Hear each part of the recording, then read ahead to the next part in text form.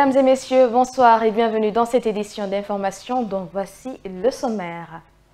La Guinée double ses exportations d'or pour la semaine du 23 au 29 novembre 2024. Le pays a enregistré une hausse de plus de 99,6% avec plus de 600 kg d'or exportés. Tous les détails dans ce journal. La direction générale du groupe Cavimedia a tenu sa première réunion annuelle ce vendredi. Au cours de cette rencontre qui a regroupé l'ensemble des travailleurs, le directeur général a profité de l'occasion pour évoquer la vision 2025 à les échos à suivre. Et puis, zoom ce soir sur Aboubacar Kamara, un jeune homme qui a contracté le VIH-Sida en 2008 alors qu'il était encore étudiant. Entre stigmatisation et rejet, ce jeune a traversé de nombreuses difficultés. Son récit, c'est dans un instant, c'est tout pour le sommaire. Parlons de l'exportation industrielle de l'or en Guinée. À la fin du mois de novembre, le pays a doublé ses exportations. Selon Ecofinance Guinée, rien que pour la semaine du 23 au 29 novembre, la Guinée a enregistré une hausse de plus de 99,6% comparativement à la semaine dernière et plus de 600 kg d'or artisanal exportés à Marabangora. Ces chiffres, le site d'actualité économique et minière les tient du ministère des Mines et de la Géologie. Les exportations industrielles d'or ont connu une hausse significative, atteignant 514,937 kg pour 27 lingots d'or, comparé à 257,89 kg pour 13 lingots une semaine plus tôt. En parallèle, les données sur l'exploitation artisanale de l'or révèle que 606,261 kg d'or ont été exportés sous forme de 27 lingots d'or. Par ailleurs, dans le classement des sociétés aurifères, la société aurifère de Guinée se positionne en tête. Elle a totalisé une exportation de 244,587 kg cette semaine contre 204,756 kg la semaine précédente, marquant une progression de plus de 19%. Elle est suivie par la société minière de Mandiana avec 224,97 kg exportés. Il est à noter que le secteur artisanal représente plus de 60% des exportations totales du pays. Je vous l'annonçais au sommaire, première réunion annuelle du personnel du groupe Cavimedia. Ce vendredi, dans nos locaux, Cisaï Mbaya, le directeur général, entouré du comité de direction, a invité l'ensemble des travailleurs à se projeter sur l'année 2025, s'adapter aux réalités du terrain pour conquérir l'Afrique et le monde entier. Diana Boucham et Ousmane Kamara. C'est devant l'ensemble des travailleurs du groupe Cavimedia que le directeur général a pris la parole. Dans un premier temps, il a félicité tous les travailleurs pour les efforts de chaque jour avant de décliner les perspectives. Cavimedia étant un média de développement a invité les uns et les autres à se projeter sur l'année 2025. Donc je voudrais à ce niveau féliciter l'ensemble des travailleurs. 2025 doit en effet être une année de Cavi. Cavi doit être un empire médiatique où les travailleurs doivent se sentir à l'aise, où les travailleurs doivent penser à leur carrière. Si on est dans une entreprise et qu'on sait qu'on ne peut pas y construire sa carrière, il ne sert à rien de continuer à rester dans cette entreprise. La vision de Cavimedia étant de conquérir l'Afrique et le monde, le directeur général Aboubacar Kamara n'a pas manqué de rappeler le sacerdoce axé sur le développement et l'entrepreneuriat. Les ambitions étant grandes, chaque travailleur doit s'investir pour le lancement prévu en 2025. Nous sommes un média de développement, donc on a plusieurs champs. Premièrement, faire comprendre aux citoyens c'est quoi un média de développement en allant sur des productions de développement. Deuxièmement, faire comprendre aux autorités, c'est un média de développement en allant sur les sujets de développement. Il est très important que les travailleurs de Cavi baignent dans cette nouvelle réalité du terrain.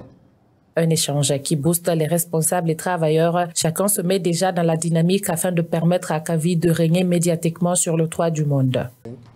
Il faudrait que chacun dans son département respectif essaie tant bien que mal de donner le meilleur de lui-même afin de propulser au Cavimedia. chacun dans ses activités contribue au développement de ce média.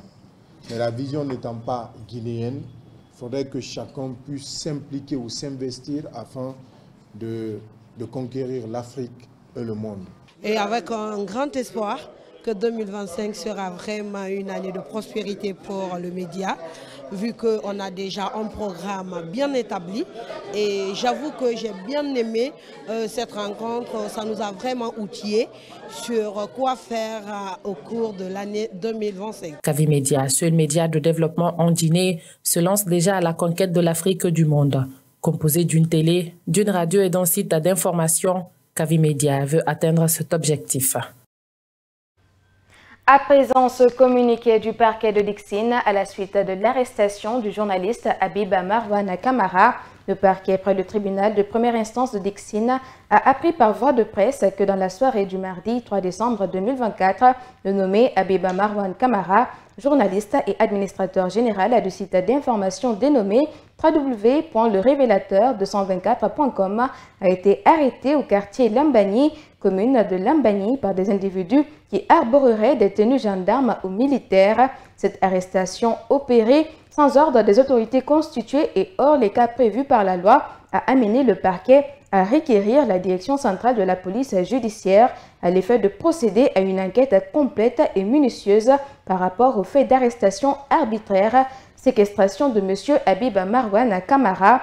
Ainsi, pour faire prospérer les enquêtes déjà ouvertes, le parquet de Dixine rappelle à toute autorité constituée, tout officier public ou fonctionnaire, tout citoyen qui, dans l'exercice de ses fonctions, acquiert la connaissance d'un quelconque élément de dénouement de cette affaire qu'il est tenu de l'en donner avis sans délai et de lui transmettre tous les renseignements, procès-verbaux et actes qui y sont relatifs. Le procureur de la République informe l'opinion publique que l'enquête est en cours à la direction centrale de la police judiciaire et qu'il rendra public ultérieurement des éléments objectifs résultant de la dite enquête, ce conformément aux dispositions de l'article 8 du Code de procédure pénale, signé Dixine le 6 décembre 2024 par le procureur de la République. Et puis, digitalisation dans l'administration publique. En dépit des avancées significatives, cet outil indispensable dans le développement d'un pays se heurte à des problèmes en Guinée. Une situation causée par plusieurs facteurs, explique un consultant en développement numérique. Reportage à Djibabari. L'intérêt de la digitalisation de l'administration, c'est l'amélioration de l'efficience. La digitalisation permet aussi de contribuer à rendre plus performant l'accès des services et change sensiblement le fonctionnement grâce à l'usage des solutions technologiques. Elle peut plus loin apporter plus de transparence dans la gestion de l'État. Le développement numérique qui intègre la digitalisation, surtout de l'État, fait partie des objectifs de développement durable. Et aujourd'hui, les facteurs qui font qu'on arrive à lutter contre la corruption, l'un de ces facteurs aujourd'hui, l'un de ces outils de lutte contre la corruption aujourd'hui est bien sûr la digitalisation de l'État, c'est-à-dire que la digitalisation des procédures et des processus administratifs. Et la digitalisation permet aujourd'hui de combattre, comme je le disais, la corruption, d'amener plus de transparence dans la gestion et la gouvernance financière en fait, de l'État et des ressources du pays. La transformation digitale ne relève pas d'un phénomène naturel. Il doit y avoir des préalables pour faciliter le changement technologique et atténuer le coût potentiel de la transition vers le numérique. Il faut avoir des infrastructures numériques. Et il faut avoir l'outil essentiel, c'est-à-dire c'est le cœur déjà de la digitalisation et du développement numérique, c'est l'Internet. Donc sans Internet, il n'y a pas de développement numérique. Sans Internet, on ne peut pas digitaliser. L'État a des priorités dans la santé, dans l'éducation, les priorités sécuritaires et tout ça, qui sont vraiment, ces priorités sont essentiel en fait à notre nation elle-même. Donc aujourd'hui des secteurs comme les mines, comme les télécoms, l'économie numérique, ils doivent mettre en place une politique d'attractivité qui puisse décharger l'État d'un certain nombre d'investissements et attirer des investisseurs en effet. En Guinée, les plateformes d'e-gouvernance sont à différents stades de développement et de mise en œuvre. La plupart des services ne sont pas conçus par une utilisation générale et sont destinés aux autorités et aux organisations gouvernementales. Certains de ces services et plateformes numériques sont développés avec l'aide d'entreprises étrangères et d'organisations internationales.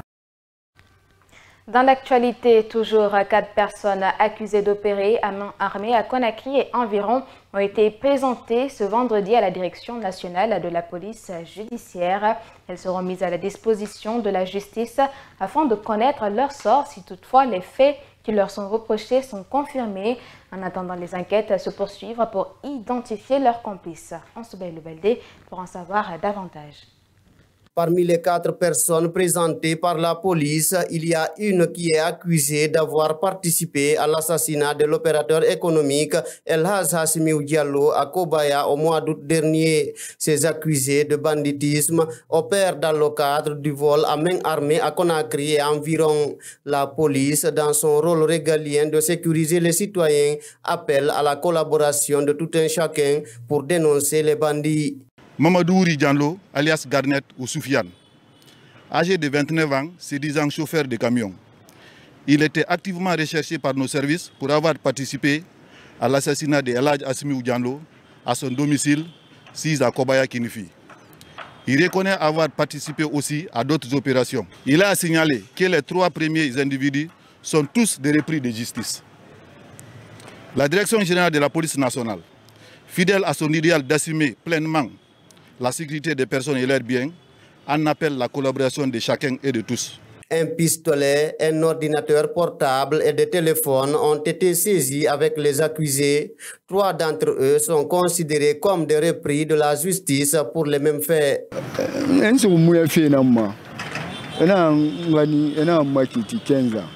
Ils avaient été arrêtés et envoyés en prison pour 15 ans pour vol.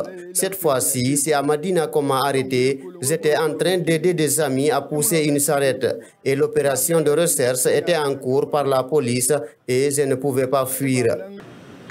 Bon, tal, puis c'est na autour de Gifi.